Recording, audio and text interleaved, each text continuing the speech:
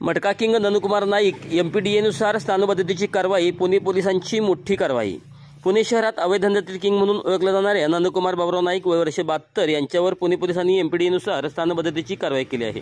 आता 1 वर्षासाठी मटका व जुगार किंग कारागृहात स्थानबंद असणार आहेत. पोलिसांच्या या कारवाईने अवैध धंद्यातील बडे मासे देखील भयभीत झाले असून काहींनी शहराची हद्द सोडून दुसरीकडे आपला अवैध धंद्याचा संसार थाटला आहे. पोलीस आयुक्त अमतेश कुमार यांनी कारवाईचे आदेश दिले आहेत. पुण्याच्या मध्यभाग असलेल्या शुक्रवार पेठ परिसरात म्हणजेच खडक पोलीस स्टेशनच्या हद्दीत नंदू नाईक अवैधरित्या मटका, जुगार व इतर अवैध धंदे चालवत होता. पूर्ण शहरात मटका किंग म्हणून त्याची ओळख होती. पोलीस दलात देखील त्याला आदबीने बोलले जात होते. अनेक जण सांगतात त्याच्या अनेक अधिकाऱ्यांना असलेले ऑफर देखील चर्चेत आहेत.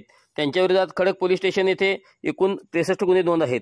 त्यापैकी 2021 पासूनच अवैध मटका आणि जुगार संदर्भात 12 गुन्हे देखील दाखल झाले आहेत.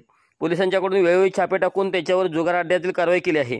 मात्र तरीही त्याच्या गुन्हेगारी वर्तनात सुधारणा झाली नव्हती. त्याच्या अवैध जुगार व्यवसायामुळे अनेक तरुण व्यसनाच्या आहारी गेले होते.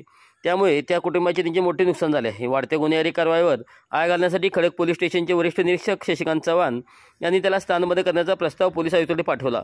या प्रस्तावाचा सविस्तर अभ्यास करून पोलीस आयुक्त अमतेश कुमार यांनी 17 मार्च 2025 रोजी नंदकुमार नाईक याला नागपूर मध्यवर्ती कारागृहात स्थानबंद करण्याचे आदेश दिले.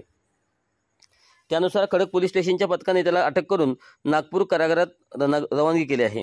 ही कारवाई पोलीस आयुक्त अमतेश कुमार, अपर आयुक्त प्रवीण कुमार पाटील, उपायुक्त संदीप सिंह गिल, सहाय्यक आयुक्त अनुजा देशमाने यांच्या मार्गदर्शनाखाली वरिष्ठ निरीक्षक शशिकांत चव्हाण यांनी केली.